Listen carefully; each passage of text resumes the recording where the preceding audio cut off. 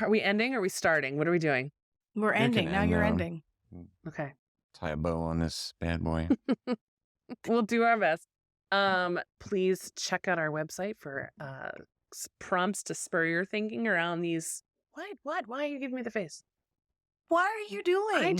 Why are you being all weird and like, what is happening? I don't know. Do you see your body language? Are you feeling your weirdness? You're like, thank you for listening. We said Stevie Wonder. He was doing a little. Keith, did you see what I was seeing? I'm not a big fan of calling it out. I think that's no, I'm just a little self-conscious. Don't be self-conscious, Laura, and stop looking weird. Why are you afraid? Why are you so freaking weird?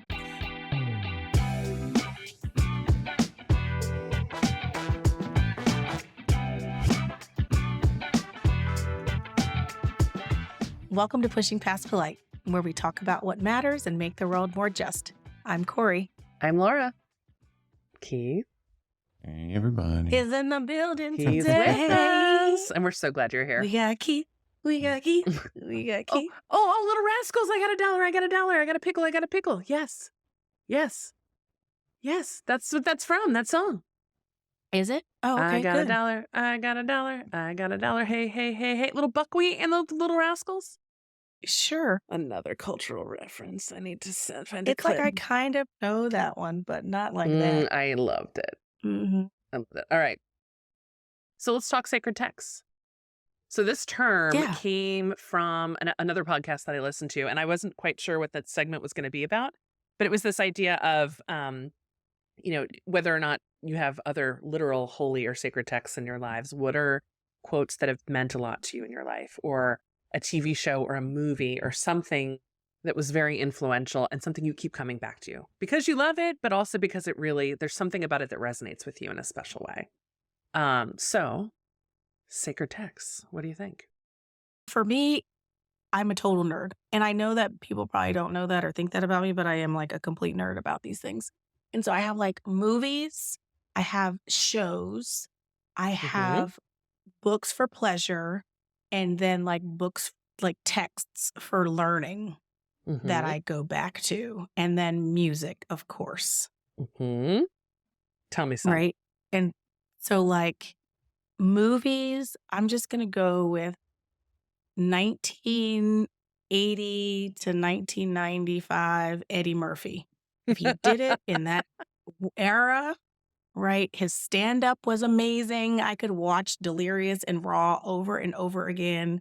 His movies for 48 Hour, Beverly Hills Cop, The Trading Places, Boomerang, Coming to America. Like I could go and quote those things over and over and over again. He was like a symbol of Black excellence, right? Like he was making movies about Black people with Black people who were thriving in life, right? Like, yeah, it wasn't just a biopic or a story about struggle and pain. It was fun.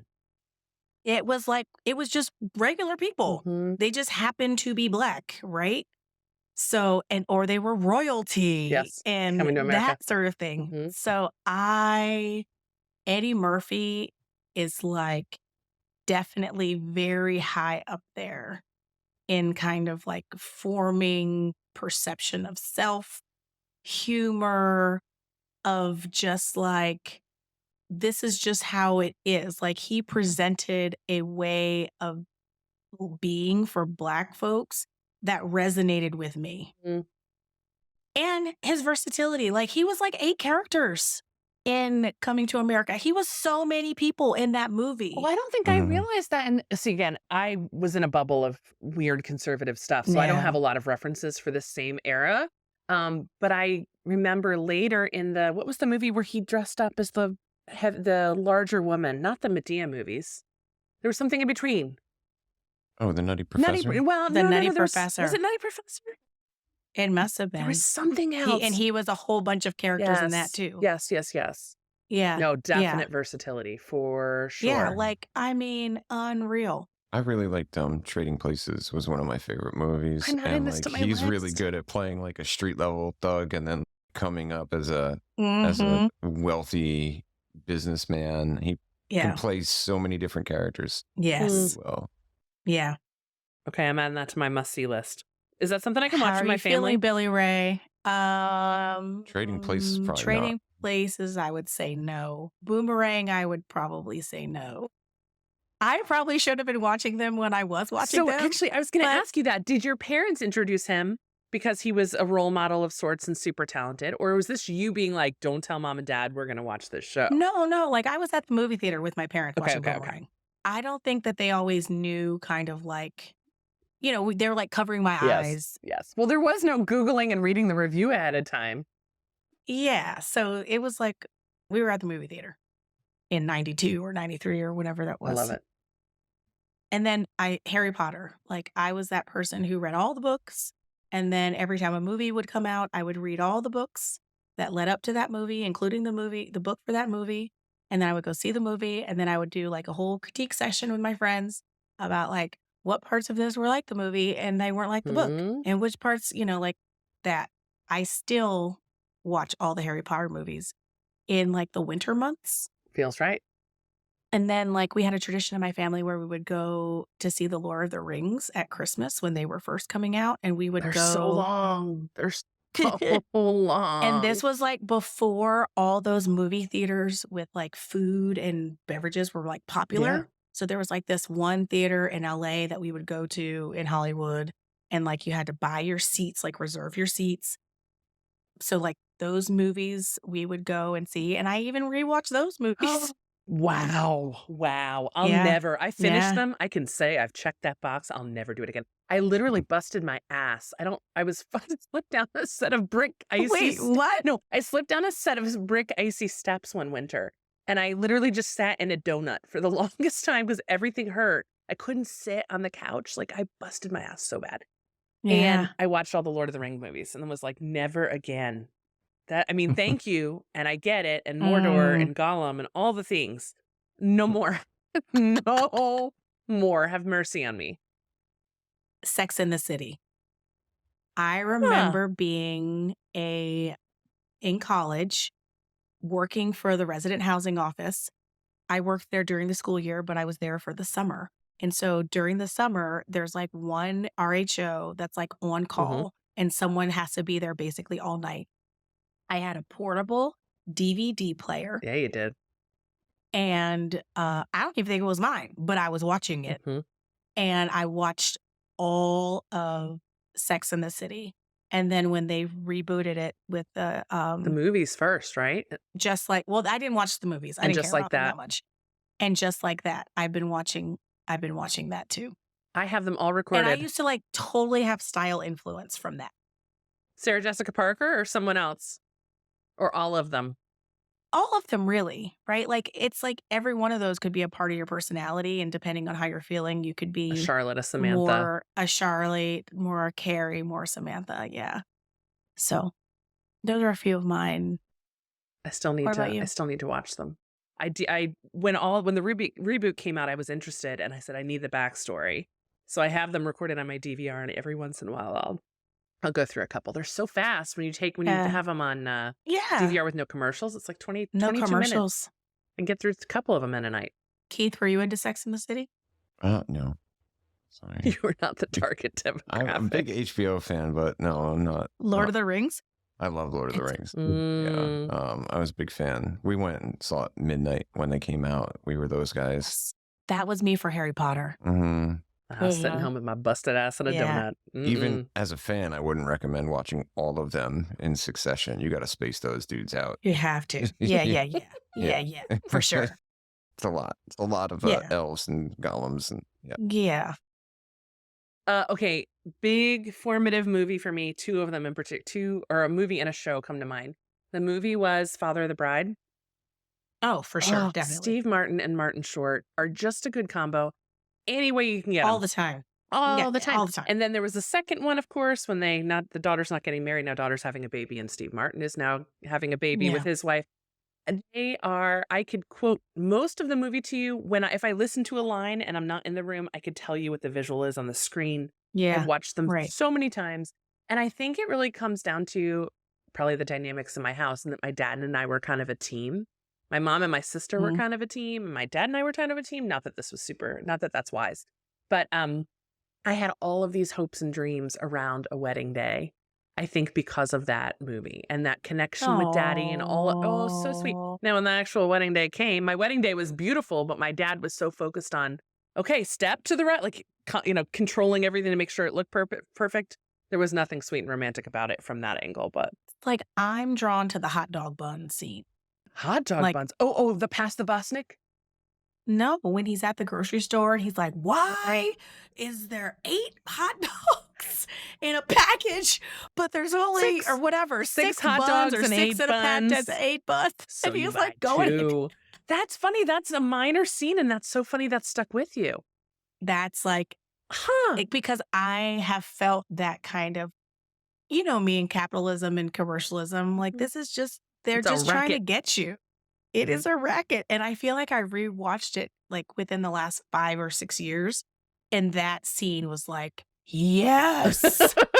Thank you, Steve. I feel this. Steve, I feel this in my bones. I love in the second one when he has been, he needs to sleep. He's been so awake trying to, the women going in labor and taking care of them. And he's so worried he's going to miss something. So he's zonked and he needs a good night's sleep. And Martin Short offers him a Vosnik, which is it's only legal in his country for help him sleep. Yeah. So he pops a couple and he comes to the table and he goes, would you please pass the rules? And he like falls into the bread. Oh, yes. And Martin Short says, George, did you take a Vosnik? And he goes, something like he indicates he took multiple. And he goes, George, you take 2. That's like, bye, George. See you next Thursday. Right. But I had so many good feelings about those movies. I still watch them. My kids like them. I made them like them. You have no choice. If you live with me, you have to. Princess Bride was another one. Oh, watched God, so many as a kid, so many times. Absolutely. The marriage is what brings us together today. Yeah, You Killed My Father, Prepared to die. All of that. Yes, and all of the that. TV show that sticks with me, not because it was written well all the way through, but my God, did it start off with a bang, was Lost. Did you ever watch Lost? Ugh, I hated You're that too show. good at like, sci-fi. Literally. You like real sci-fi, and so this was not written well all the way through. Did you hate it? It was garbage. Did you hate it day one? Yeah, because it was a dumb premise. The whole premise of the show was dumb. Mm-hmm. So then it just got dumber. It for surezies. For me. But yep. Right? It's like, how are we finding more lost people? Yeah, the black smoke monster, like and the numbers, and we're going to push the wheel to move the island. I know, now in retrospect, not good writing, but it was so immersive. And this was back in the time of simultaneous TV. People are actually watching it and then talking about it at work the next day. Right. And I still think about those characters. I do. I think about Locke and Jack and Saeed. And that's unfortunate. I'm sorry. A Different World was one of those shows. Oh, I used to watch a little bit of that. Black college experience. Yeah. I was never like, I was always really into premium. We didn't have HBO until I got into like high school, late high school. And then when we did, I was like, whoa, I don't think The Sopranos and those kind of shows. So I never watched a lot of network TV. I always thought it was like The Big Bang Theory and like crappy sitcoms and stuff. Not in our era. We were in an era of really good TV shows. Yeah. Like, we had Mr. Belvedere. Mm-hmm. Remember that? Like Different Strokes, Family Ties. What's the one with Mrs. Garrett and all the girls? Facts of Life? Facts of Life. Of course, the Golden Girls. Yes. And then all of the Friday night TV. Murder, She Wrote. Then TGIF. We had TGIF. Oh, right. Pulling Family out the Matters. dinner trays and eating pizza in front of the TV, which you thought it was it's because Friday night. Yeah. And the mood is right. I thought it was because my gonna have some fun, show you how it's done. TGIF. I didn't catch on to the end. Yes, that came back. Not the Mama and the Dinosaurs was a loser, but everything else was really good. Oh, Perfect I like Strangers. The Dinosaurs. Not the Mama? Mm-hmm. I was young. I don't know. They would do like topical, like serious episodes, but framed as dinosaurs. So like it was about steroids. And like when the kids don't do drugs. Look what happens to the dinosaur. Yeah. That's why the T-Rex don't have arms. Yeah, it was really good. They had these like little furry creatures that if you ate them, you started to get really strong and muscly. I do remember that. Yeah, the side effect was like you had spikes all over your body and became angry and started punching people. It was fun. Oh my God. I liked that show. I remember thinking, though, my parents were so cool to like let us have pizza on Friday night and watch all this TV. They were just exhausted. Now I know, right? End of the week of work, you just want to do nothing. And that sequence of those family-friendly shows was just awesome. Love it. No, they were good. A lot of them went on too long. Like Family Matters was good, and then it started like jumped the shark. And I do love Urkel, and I do. My name was Laura in the 80s. You know, Laura, my pet. It was the gift that kept on giving for sure. That's awesome. How about you for shows or movies that were formative for you, or ones you keep coming back to? So yeah, I mean, I was really big into when I first saw The Sopranos, and then Deadwood came out like right after it. I loved those shows. I was a huge fan of those hour-long, well-written. I'm a big literature guy. I really like reading, and I appreciate quality writing. So I really dug that whole era of even shows like 6 Feet Under. They were interesting and new and different, and I've always loved those. So a lot of that. I'm like a big Aaron Sorkin fan. I know some people don't like him, but I'm a huge Aaron Sorkin guy. So I've seen The West Wing and The Newsroom. Corey multiple is times. gesticulating like crazy right now. You love that too? Absolutely. I was rewatching The West Wing on maternity leave with Jay. Like, I was just rewatching The West Wing because it is so fucking good. It is. The writing is absolutely incredible. But it still holds over time too. It still holds over time. The pacing is really good. And it's like, it's not too formulaic, right? Like, they interrupt the story enough that it's not like, I was watching Madam Secretary, and it's like every single week the episode is the same, right? There's going to be a scene with her walking with the president and his chief of staff fast down some corridor somewhere. Quick, new urgent problem. Yes, exactly. Some sort of disaster. It's like there was a formula to the story, where in Aaron Sorkin's shows, it's like a long arc and not every 60 minutes something happening. And so it's like there's more fluidity. It feels more real. Yeah, it really does. That makes it sound like it might be dull, but then out of nowhere there will be like a shooting, and you don't know if a major character just died, that kind of thing. Right. Yeah, I think it's close to a perfect show, in my opinion. It's a really excellent show. And then when you go back and watch the actors who are in it, you're like, you know all of these people, but this is like early in their career. Before they were big. Before they were these huge people. And you're like, the quality of just all of it, the dynamics, the writing, the pace, the intellectual level of the discourse within it, the topics that they're talking about.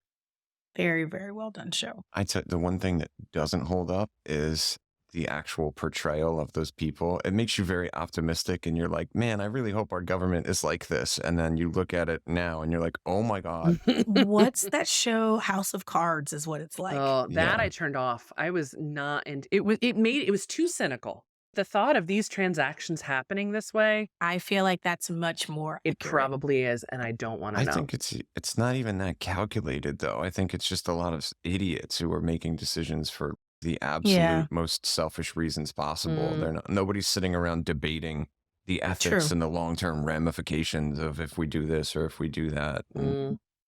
But I mean, like, just the ickiness of the House of Cards, like that is what I feel like it really is like. That kind of like slimy, self-serving. You've seen that like meme that's going around where someone reads off all these crimes and it's like NBA or NFL, and it's actually Congress. I have not seen that. I'll share it with you. Yeah, no. Yeah, it's like, nope, it's not the black folks over there doing the sports things that are the criminals. It's our elected officials that are the criminals over here, buddies. And that's just what we know about. Think of all the times they didn't get caught. Exactly. Or that it just didn't get written down. Yeah. That they got caught, but they got let go, or they got charged with. It just never made it. It never made it onto the books. Absolutely. Absolutely. And now we've reached a point where you can be convicted and people will still choose not to believe that it happened. I wonder who you're thinking of. It's like it don't even matter. Doesn't even matter. Whatever. Okay, so then this is a good segue for one of my texts that I go back to, The Pedagogy of the Oppressed. right? This Paulo Freire, his work around, we have to be really conscientious of the way in which we do things because the oppressor is teaching you their way. And in your fight for liberation, if you're not careful, you can become the oppressor, right? But you are operating thinking that it's about liberation, but really you're recreating the oppression that you are living through. You're just recreating it for other people. So that's one for sure of my intellectual books that I go back to, theoretical foundation kind of. Do you apply that to your work at all? Do you use that to sort of guide your professional life or just your... That's some of it. Yeah. Because it's if I do anti-racism, anti-oppression work, it's how do we create liberated spaces that are dismantling the system that we're operating within, right? And not just accommodating it to a new group, not just leaning it over to better fit this other group. It's we really have to dismantle, and here's why. Because, what often will happen is that that shift will just lead to oppression with a different name. That feels kind of relevant at the moment, doesn't it? Thinking two-state solutions and how are we, aid and right to defend yourself and Holocausts and how this is how this evil is being done to another group all over again. I hear a sweet little voice. You have something on your back. Are you feeling lonely? Yeah. Come this sit is my with glasses. Us. Hi, buddy. You want to come sit? We'll adjust so we talk about, hey, handsome. Hey. How are you, G? Hey. Good. Are you feeling better now that you have that medicine for your ear infection? Yeah. Oh, I'm so glad. It can really hurt, can it? Oh. They were champions, though. They each said one time, my face hurts right here. And I was like, ooh, maybe that's an ear infection. But then it was that was it. It never. I'm going to go tumble now. See ya. Yeah, exactly. Literally. Here, hold this passy. I'm going to go do some flips. It's amazing. It's amazing. I love it. I don't know. Tough dude. Okay, so we got your text. We barely even tapped into this. We have so many more. Keep going, Laura. We have barely heard from you. We haven't heard from Keith. Oh, that's okay. There's a quote that I stumbled upon at some point in time, and it's a Rilke quote. It was a philosopher, a German philosopher, and it was so pivotal in my life when I was figuring out what to do with my family. What does this mean? How do I get engaged and marry someone and my family's not a part of my wedding? And oh my gosh, and do I move? Do I live with him? He's, at the time, faith was a huge part of my life. And he, at the time, was agnostic. And so it was this, every time I kept thinking I could move forward with life, I kept hitting these roadblocks. And the quote is, be patient towards all that is unsolved in your heart and try to love the questions themselves, like locked rooms and like books, which are now written in a foreign language. Do not seek the answers, which cannot be given to you because you would not be able to live them. And the point is, live everything. Live the questions now, perhaps then gradually, without noticing, living along to some distant day into the answer. And that's something I've always held on to. And I always, whenever I'm talking with someone going through a hard time of how is this going to work out? It's this idea of love the questions. You'll live your way into the answer. You'll figure it out, And that's something that I come back to often. What do I do with That's beautiful. I love that. What do I do with my kids? How do I make sure? Well, all these things that can really be stressful or disorienting. And that's something that has been almost scripture-like for me in terms of learning and meditating on what that means for me in a given circumstance. Who's up next? Awesome. I will say to talk about books. Yeah. Because books are a very huge part of my life. TV has kind of fallen away, but actually coming back to books is a big part of my life. I read books again and again and again because you catch different things or they have different impressions on you depending on where you're at. Yeah. But then you also have all these memories tied up of where you were when you read this before. It's sort of your own personal story is tied up into these paperback books that I've had on my shelf for, 20 years. So I'm reading The Corrections again by Jonathan Franzen for like the 20th time because it's just, he's really, really, really good at writing characters and just interesting stories. But yeah, there's a few books that sort of are in regular rotation that I come back to. I need to actually try and start making space for new books because it's so easy to just go to the shelf and take one down and not go out and try and get a new one.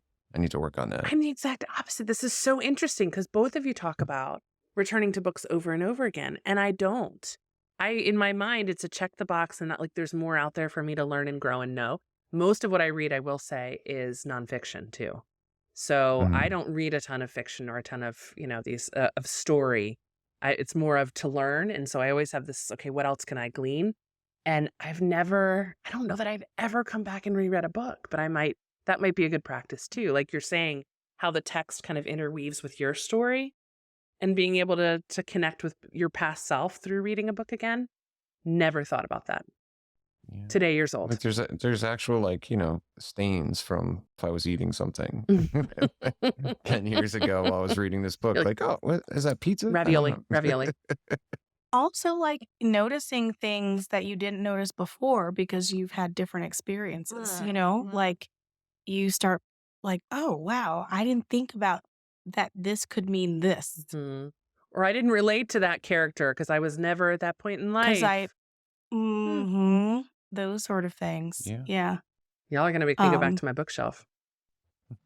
Yeah, because I read fiction and nonfiction. Like I had a vampire book series that I loved by Melissa de la Cruz. And it was like a Blue Blood series. Well, when Twilight was all the rage, I was reading her. And it was like a really great story about, good and evil. So much of what we see is just good and evil, rewritten in a variety of ways, right? And then re-portrayed to us over and over and over again. That's it's like most fiction. Yeah, man versus self, man versus world, all of that. Yeah. Those same themes carry through. I'm not the literature major. I will not take this conversation much further. Yeah. But oh, it's good. I told you about the Avatar, The Last Airbender. We started watching the newer versions on Netflix. I finished it. I just couldn't not. I finished it. We just started it last night because Ellie was at that slumber party, and I said, what can we watch that she would hate? Let's take advantage of it right now, and that would definitely fall on that list. And I watched some of it.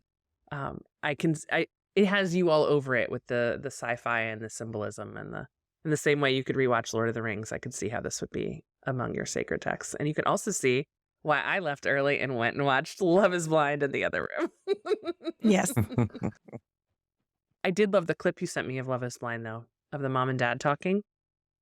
Yes. Do you have context for that clip? Do you know the deal with that? I don't. I mean, I saw another clip, I think, of their son basically telling the woman that, like, he didn't know if he could be, like... Committed to her because, like, he didn't know what that meant, and he went off with his father and saw things and did things. Like, I saw that clip, and then I saw the two parents other clip, talking to each other in this beautiful restorative way, but also holding the father responsible.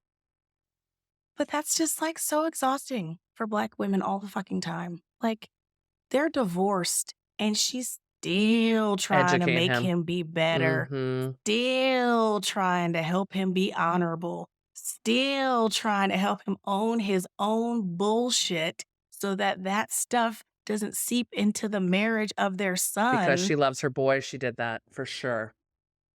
It's just like, and he's over here like, yeah, I just tell him to find a wife like you. She's like, yeah, but you weren't even good to me. I'm so glad she left it with that. It's like, yeah. But you found me and look at where we're at. And you weren't good to me. You weren't good to me. me. You didn't handle your shit. Right.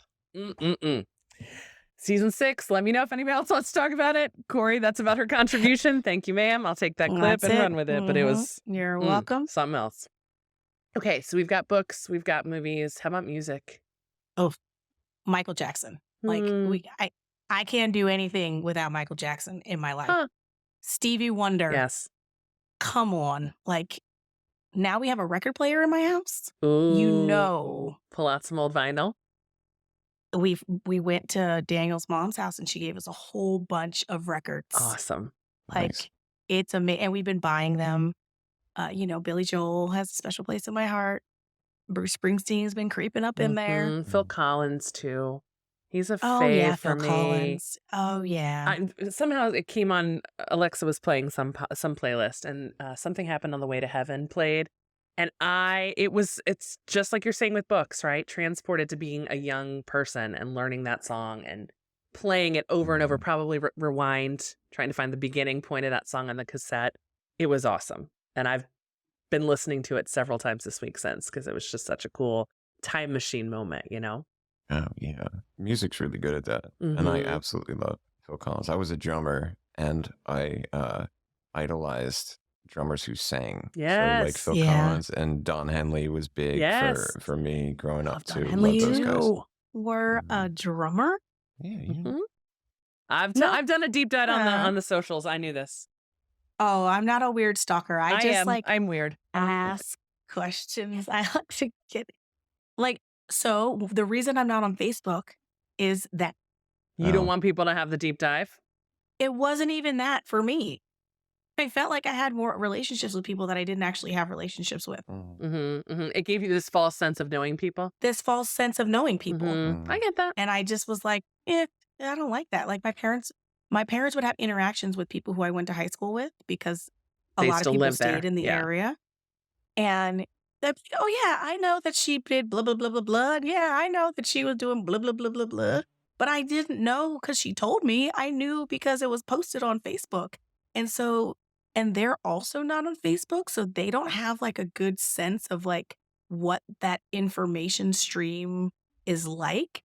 So then they would start asking me all these questions. And probably be a little confused and just kind of roll with it in conversation. And I'm just like, I don't know them like that. But I kept saying that out loud, like, but I don't really know them like that. I don't really know them. And I was like, right, I don't really know them. I do use that phrase sometimes. I Facebook know them. Like, I'll see somebody and I'm like, he doesn't know me at all, but that's the girl I went to high school. That's her husband. or that's an ex of this one's, so I Facebook know them. I just Facebook know them. Yeah. That's just real stalkery feeling to me. Listen, I won't deny. Oh, you should have seen me before the internet. I was you have such limited sources, man. I got to work what you can. Peeping Lola. And now it's an embarrassment of riches. I can find all these things. Oh yeah, I get real curious. But you know what? Everyone needs that friend. Everybody needs that friend. You want to know? Right? Come to me. The friend who's like, I'll do the deep dive. Like the FBI, CIA agent. Yeah, I don't see a ring on that hand anymore. When was the last time I saw a ring? Something's going south in paradise. Like, Laura, that's me. Here's what I need to know. Keeping up. Because I care about you. Because I care. And I don't want to say anything stupid if I ever see you. So I need to know, We all need those friends. Yeah. I'm trying to think music-wise, too. Again, a lot of my cultural bubble at that point in time was, no secular music, heaven forbid. So I don't have a lot that would be widely known here. But I will say in my transition from and kind of deconstructing a bit, a group that I love is Mumford and Sons, because I feel like so much of their music is a prayer. Like it's just beautiful. And even if it's not particularly religious, specifically, there's lots of allegory and it's kind of feels like a nice bridge for me. Yeah. So I do love that. I love Sia. You know Sia. She's an odd one. She's amazing. Fiona Facebook. Apple. Just kidding. Fiona Apple, yes. Alanis was so cool at the time when we were young. Alanis, she still is she cool. Is cool. What are you talking about? No, you're about? right, but I'm saying she was so formative for me. Yeah. That Jagged Little Pill album was amazing. Oh, yeah. Nirvana. The Smells Like Teen Spirit. I don't have any reference for that. No? But I mean, I know it. I just don't. That was not it for me. Counting Crows was about as edgy as I got. Okay. I like Counting Crows. I do too. Yeah.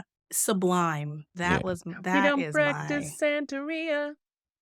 Got no crystal ball.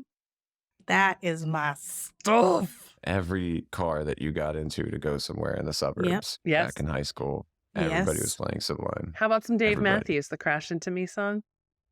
I mean that too. I liked them as a live band. They're really, really good live. I got to see them when I was younger a couple times. They have arguably the best drummer on the planet, a guy named Carter Beauford. So, yeah. I think I'm running out of time here, friends. So noted. No, but it's all right. Go ahead. No. I was just gonna say I like having these pieces of these touch points on each of you helps me to understand you each a little bit better. It's not even enough. No, I know. I could like go on for 2 years about I this. know. And well, we can. Good news. There's so many things.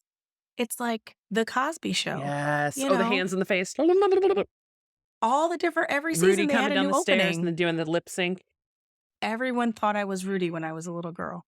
Well, I'd love to see a baby picture. I bet you did. I bet you were cute as can be. Find one. I wanted to be in that family I'll so find one. badly. But it's also like one of those things where there's not a lot of representation. So who else do you have me to compare me to, right? Yeah, that's true. This little black girl looks like another little black girl because that's all we see on TV. No, I love that show. And his fall from grace really upsets me deeply because I felt such a connection to him. As a kid, just looking up to him and well, maybe he slipped you something.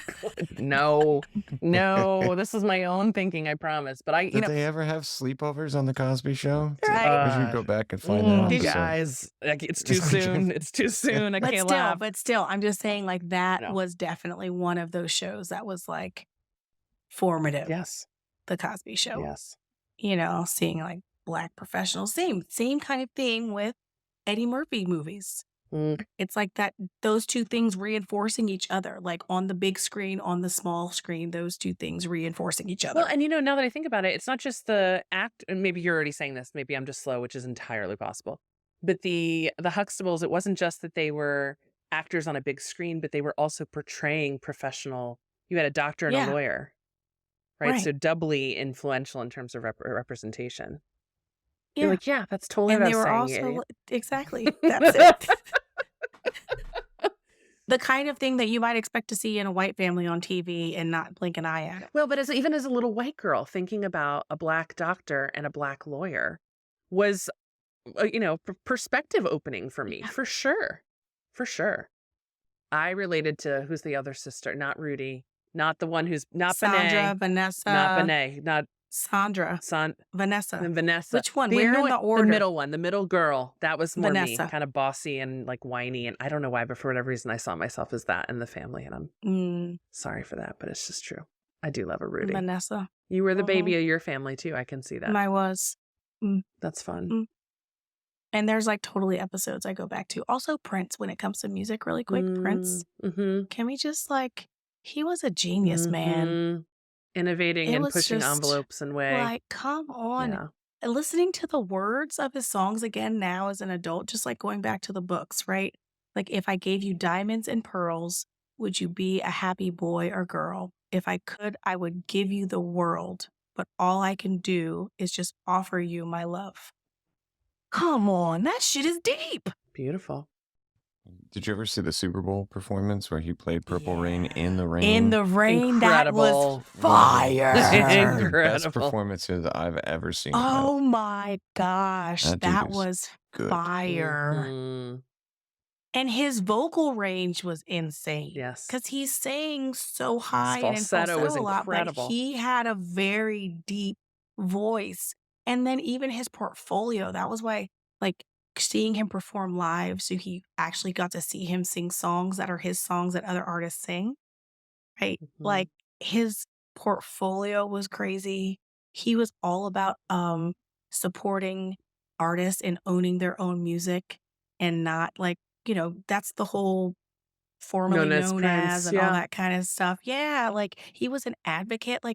He was just a really incredible human and gift. And also very pushing the envelope in terms of what was attractive and what masculinity even looked like. He was just himself. Yes.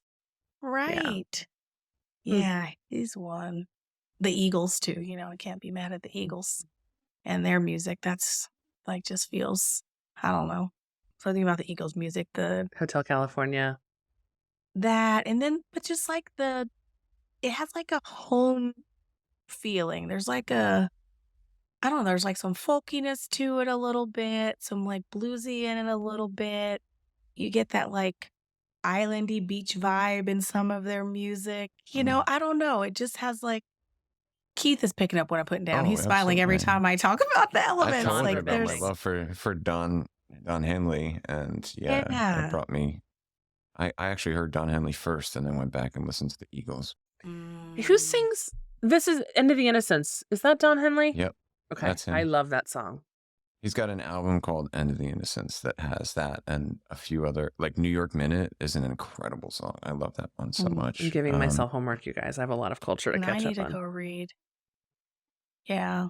Music is like my home, I think. Like if I need any kind of mood shifting or lift or, I feel like music is my first stop. I was thinking in my parenting, not that long ago, I remember thinking that my kids only were coming to me for music. If they wanted to listen to music, it was through my phone or through my, the car. And so we got, against my better judgment for other reasons, we got Alexa devices in each of their rooms with an Amazon Music subscription kind of deal. And that way they can initiate and they can listen to, and they each have their own playlists. It's brought a lot more music into our home in ways that I think were a good decision. I love listening to what they gravitate towards and the things that will be really formative for them and their experiences too. Yeah. It's like my dudes are singing Meatloaf and Bob Seger. You're doing good. You're doing good. That's and awesome. Michael Jackson and Bruno Mars. That's a good right? mix. Like listening to Jay singing, "Don't believe it, just watch. Don't believe it, just watch. Hey, hey, hey." That's a song he can sing right before he does something really daring and terrifying. Uptown Don't believe Funk, me? Just watch. Just watch. Uptown Funk is like his jam, and he'll sing Here's it. my cup, put some liquor in it. Oh my gosh, I would love to hear him sing. Uptown Funk gonna give it to you.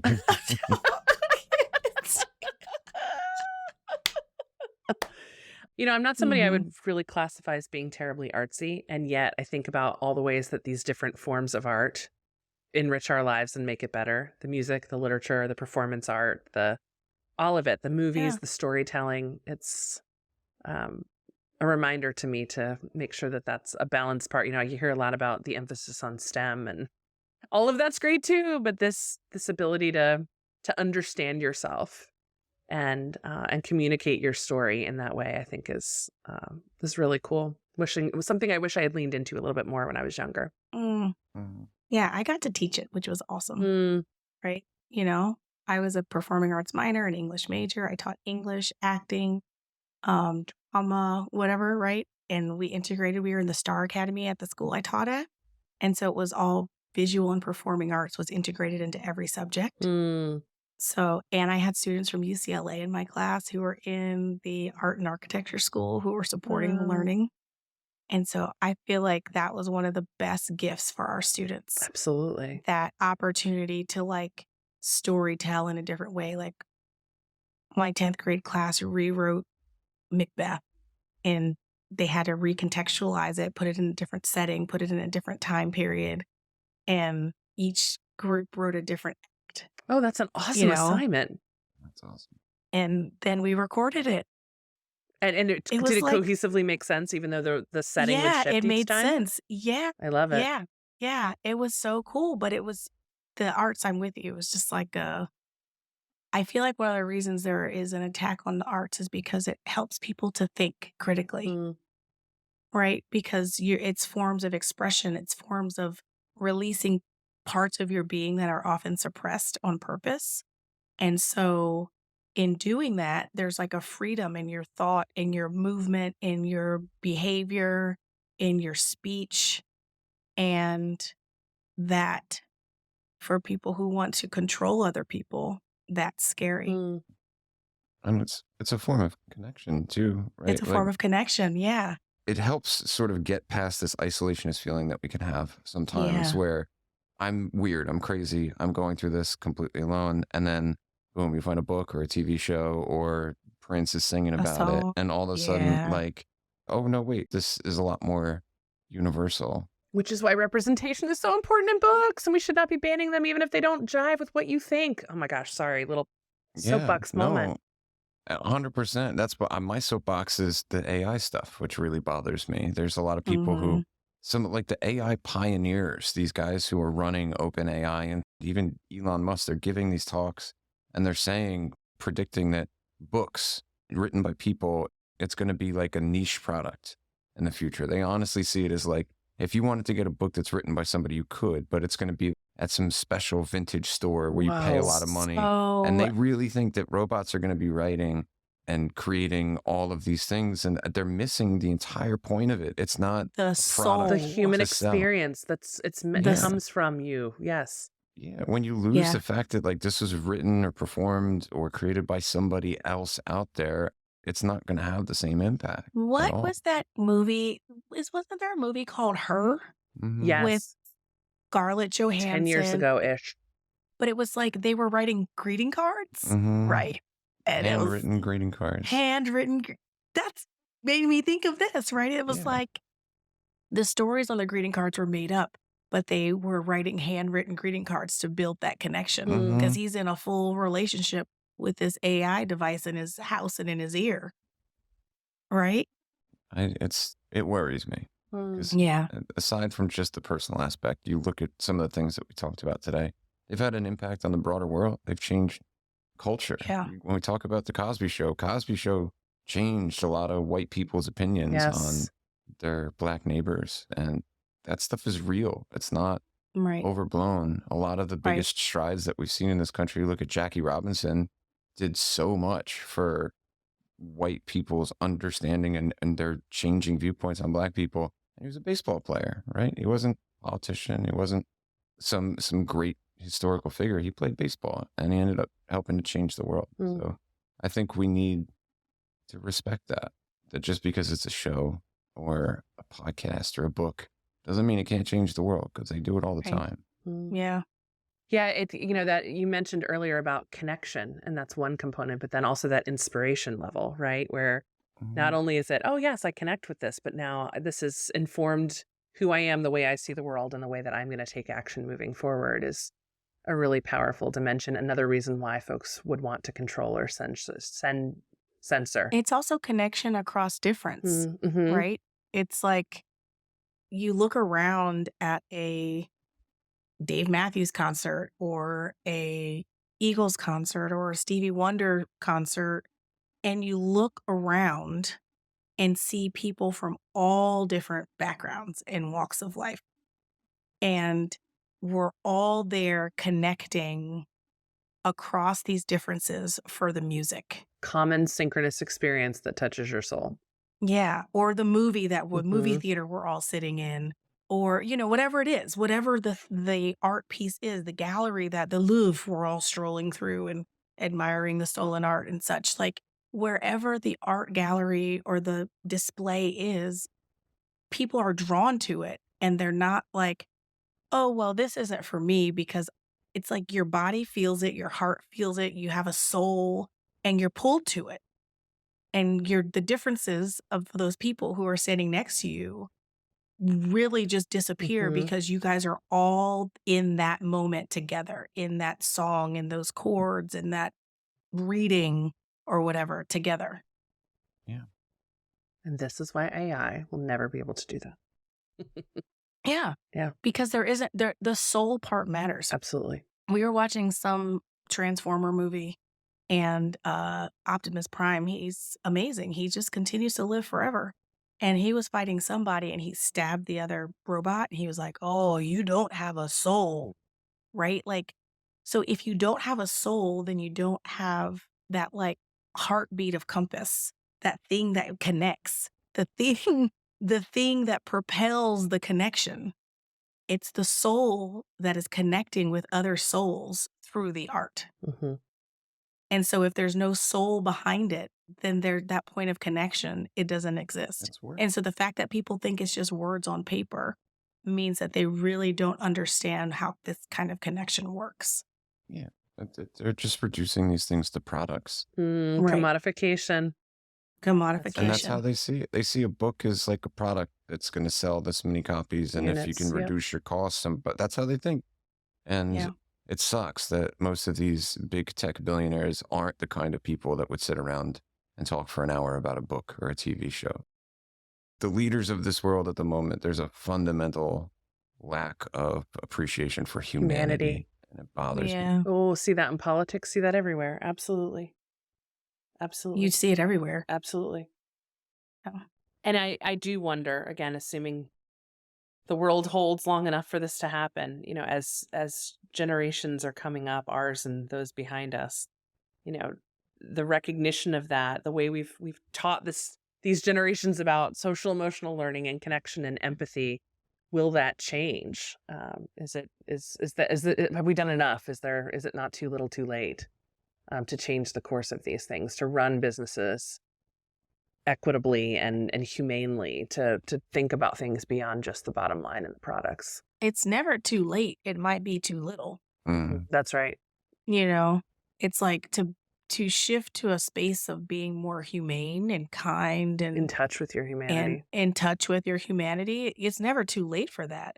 But like that effort may be in vain whenever that time comes, right? It may be too little of an impact at that point because we've allowed too much time to pass and we've seen too much atrocity and we've damaged the earth so much.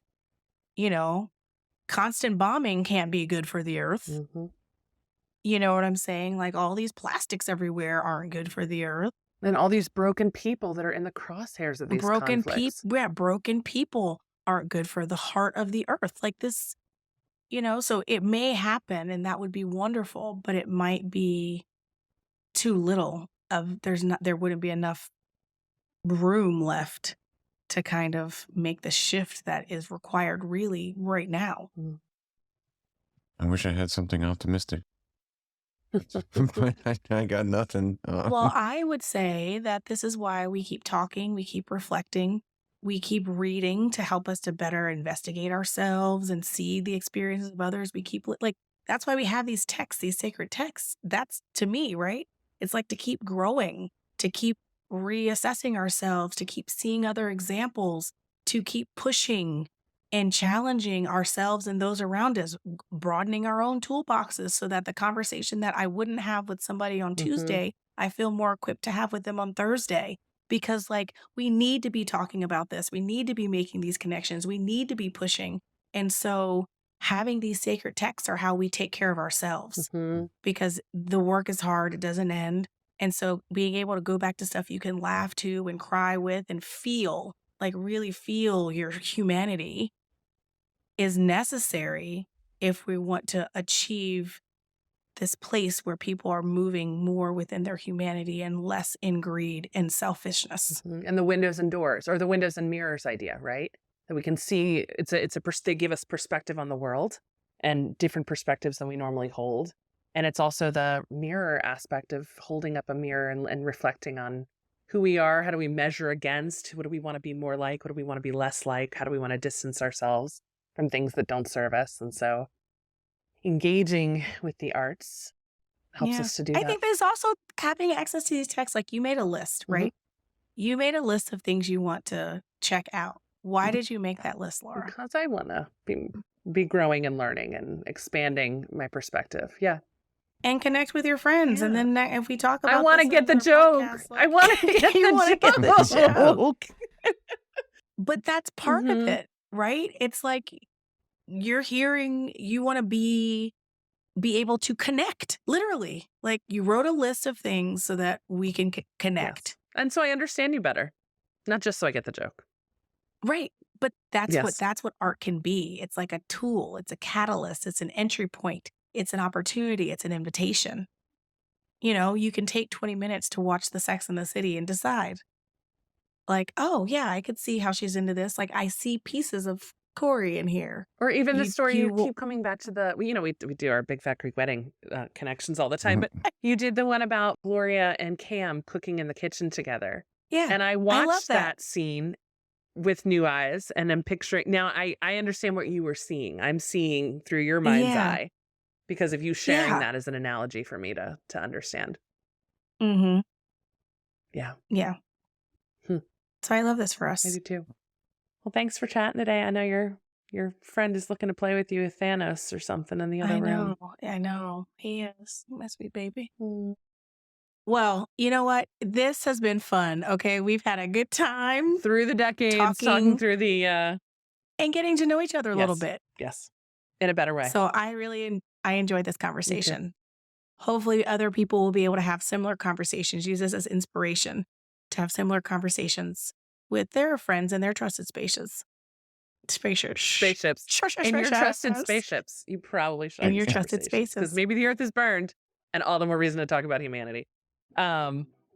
And check the website for a lot of the things that we referenced today. Yeah. Maybe we can get Prince playing in the rain up there. I don't know. Oh, yeah. Absolutely. I don't know. Look for that. Okay. Thank you all for joining us on Pushing Past Polite. I'm Corey. And I'm Laura. Take care. Bye.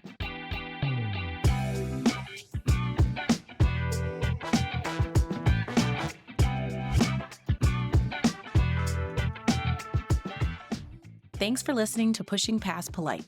We encourage you to go deeper in your trusted spaces and find new space for good conversation. You'll find episodes, transcripts, and lots of other goodies at our website, PushingPastPolitePodcast.com. You can also connect with us on Instagram, Facebook, and TikTok at Pushing Past Polite. Pushing Past Polite is an independent podcast with Corey and Laura from Just Educators. Our cover art was designed by Rachel Welsh DeIga of DeIga Designs, and our audio is produced by Keith at Headset Media. Until next time, don't get stuck talking about the weather. Push past polite. See you next time.